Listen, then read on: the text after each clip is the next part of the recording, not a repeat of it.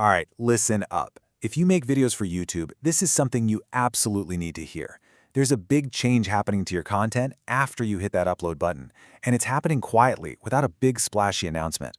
So think of this as your survival guide to what's going on and what you need to do, like, right now.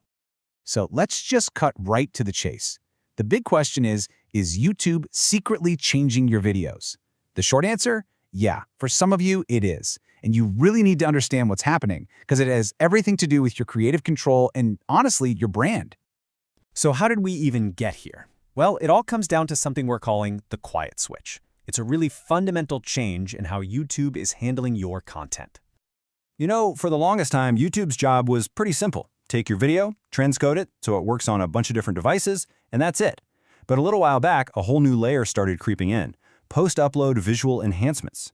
And then on September 2nd of this year, the company finally confirmed it was doing limited testing on some shorts. Just like that, a change that could affect millions of videos was quietly rolled out.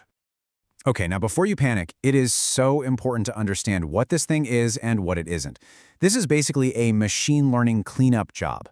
Think about when you take a photo on your phone and it automatically looks a little clearer, a little sharper. It's like that.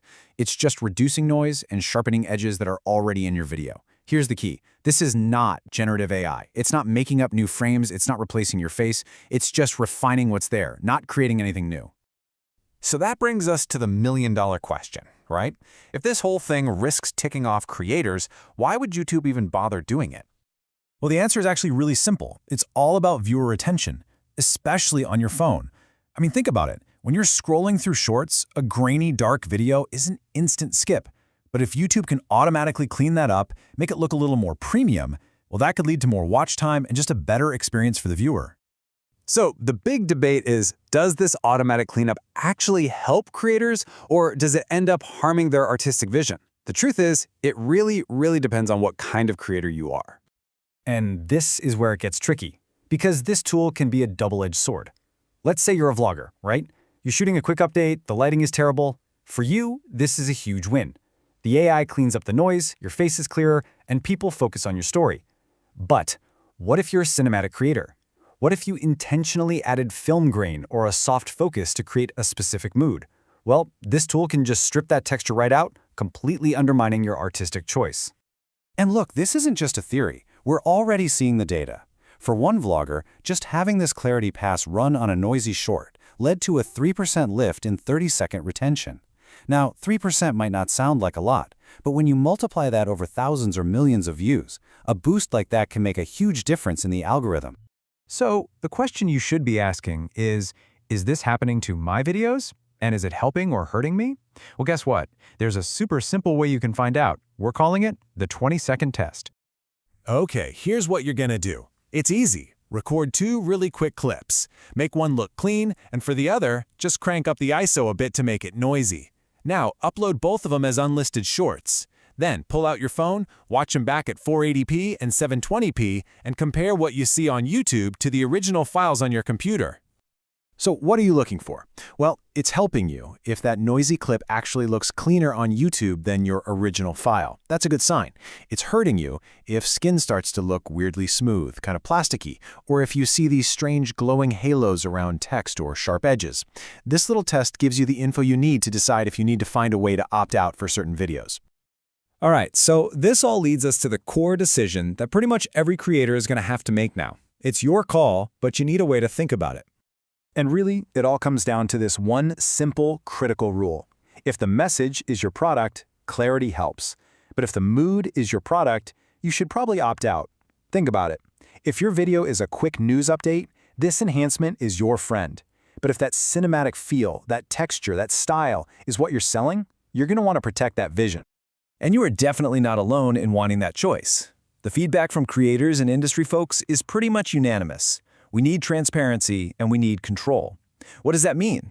It means a simple label on any video that's been enhanced and a nice easy toggle switch to turn it off. This also has a huge business impact that you need to think about.